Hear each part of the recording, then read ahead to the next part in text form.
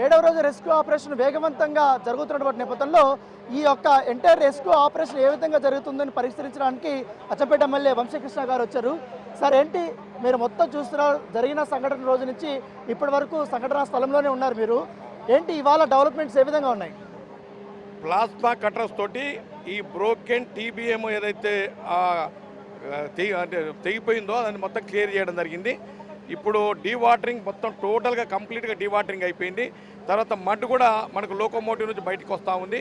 ఇక మూడవ అంశం ఏంటంటే మనకి ఈ కన్వేయర్ బెల్ట్ ఏదైతే ఉందో దాని రిపేర్ ఇంకా 1 అవర్లో మొత్తం అయిపోయింది. దాన్ని కూడా స్టార్ట్ అయ్యాయి సార్. ఎక్కడి నుంచి అది మొత్తం అది పాడైపోయింది సార్ కన్వేయర్ బెల్ట్ అన్నది? కన్వేయర్ బెల్ట్ మనకు 50 మీటర్స్ మనకు 50 మీటర్స్ ఎండ్లో 50 మీటర్ డిస్టెన్స్ టీబీఎం మిషన్ వరకు TBM half of the TBM machine 120 metres, ఇది ఓన్లీ 50 మీటర్సే.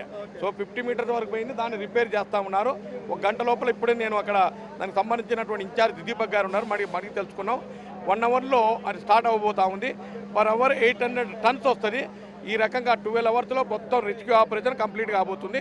వాళ్ళు ఇన్సైడ్ ఎవరెవరు వాళ్ళందరూ కూడా బయటికి తీసుకొచ్చి ప్రయత్నం చేస్తూ ఉన్నారు. ఇవాళ 200 మంది పనిచేస్తూ ఉన్నారు. ఒక్కొక్క టీము 60 మంది, 4 టీములు ఈ రకంగా 200 పైన ఇవాళ ఈ రెస్క్యూ ఆపరేషన్ ఏదైతుందో దాంట్లో అందరూ ఇన్వాల్వ్ అవుతారు. ముఖ్యంగా సింగరేణి కానీ లేకపోతే ఎన్డీఆర్ఎఫ్ కానీ ఎస్డీఆర్ఎఫ్ కానీ ఆర్మీ కానీ అందరూ కూడా పనిచేస్తూ ఉన్నారు. ఇవాళ ఇక్కడ దాదాపు 250 మంది రెస్క్యూ ఆపరేషన్లో పార్టిసిపేట్ చేస్తూ ఉన్నారు. త్వరితగా యుద్ధ ప్రాతిపదికన ఈ కార్యక్రమం జరుగుతూ ఉంది. త్వరలోనే మనకు రిజల్ట్ వచ్చే అవకాశం ఉంది. సార్ ఎట్లా ఇప్పుడు మొన్నటి వరకు వాటర్ అన్నారు ఎక్కువగా ఉందన్నారు, తర్వాత బురద అన్నారు, ఈ డెబ్రిస్ సెగ్మెంట్స్ ఎక్కువగా అయిపోవడం వల్ల లోపలికి వెళ్ళలేనటువంటి సిచ్యువేషన్ ఉంది చెప్తున్నారు. ఇప్పుడు ఎట్లా వెళ్ళగలుగుతున్నారు అక్కడ వరకు? అంతవరకు ఎండ్ వరకు వెళ్ళగలుగుతున్నారు. ఇప్పుడు మనకున్నది ఏంటంటే ఆ మడ్ ఏదైతే ఉందో దాన్ని తీసుకురావడమే తర్వాయి. సో ఆల్మోస్ట్ ఆ ప్లాస్మా కట్టర్స్ తోటి నిన్న సాయంత్రం నుంచి అదంతా కట్ చేయడం జరిగింది. ఆ బ్రోకెన్ టీబీఎం మిషన్ మొత్తం కట్ చేసి లోపలికి వెళ్ళడం జరిగింది. ఇప్పుడు యాక్సెసిబిలిటీ ఎండ్ వరకు ఉంది. కాబట్టి ఇంకొకటి ఏంటంటే మనం మండు తీయడం ఒకటే తర్వాయి. అంటే ఇప్పుడు టీబీఎం మిషన్ అక్కడ చిక్కుకోవడం, దానిపైన పెద్ద ఎత్తున బురద మట్టి అంతా ఇది అయిపోయిందంట. ఎట్లా కటింగ్ చేసిన తర్వాత మొత్తం తీసేస్తారా లేకపోతే ఎట్లా ఉంటుంది?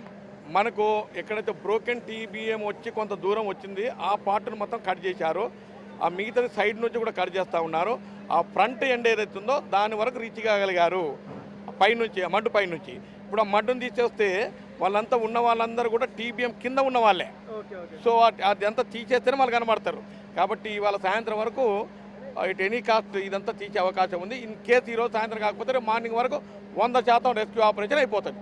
అంటే ఏంటి ఎటువంటి ప్రతికూల పరిస్థితులు ఉన్నాయి? అంటే వీళ్ళు వెళ్ళిన వాళ్ళకి వాళ్ళు ఎగ్జాక్ట్గా వాళ్ళు ఎదురైనటువంటి పరిస్థితులు ఏంటి వాళ్ళకి మెయిన్గా ఏంటంటే ఆ స్లష్ బాగా హైట్ ఉన్నతోటి, రెండవది టీబీఎం బ్రోకెన్ టీబీఎంలో ఆ ఇనుప చువ్వలు ఉన్నాయి కదా, అవన్నీ కూడా పోరాకుండా అడ్డం ఉండే వాటన్నిటిని కూడా క్లియర్ చేయడం జరిగింది. ఇప్పుడు they are able to reach the front part of the TBM. ఇంతకుముందు అది ఆ పరిస్థితి ఉండలే. అది నిన్న మధ్యాహ్నం వరకు క్లియర్ అయిపోయింది. నిన్న మధ్యాహ్నం నుంచి ఇది మొత్తం కూడా మడ్డు కూడా తీయడం జరుగుతుంది. డీవాటరింగ్ టోటల్ డీవాటరింగ్ అయిపోయింది ఆల్మోస్ట్. సో మీరు అనుకున్న టార్గెట్ ఫినిష్ అయిపోతుందా? 48 గంటలు అనుకున్నది 100%. Tomorrow morning it any cost the rescue operation will be completed. So ఇది వంశీకృష్ణ గారు చెప్తున్నారు. అట్ ఎనీ కాస్ట్ మేము అనుకున్నటువంటి టార్గెట్ ప్రకారం 48 గంటల్లోనే ఎంటైర్ ఈ రెస్క్యూ ఆపరేషన్ అనే యొక్క పనులు అనేది ఫినిష్ అయిపోతాయని కూడా చెప్తున్నారు. సో ఆల్మోస్ట్ వాటర్ అంతా కూడా మేము తీసేసాము, దాంతోపాటు ఈ బురదనంతా కూడా మేము తీసేస్తున్నాం అనేసి కూడా అధికారులు చెప్తున్నారు. సో దాంతోపాటు ఇప్పటి వరకు ఉన్నటువంటి వాళ్ళు ఎక్కడున్నారు ఏంటనేది కూడా కనుగొనే ప్రక్రియ కూడా మొదలైందనేసి కూడా వంశీకృష్ణ చెప్తున్నటువంటి పరిస్థితి.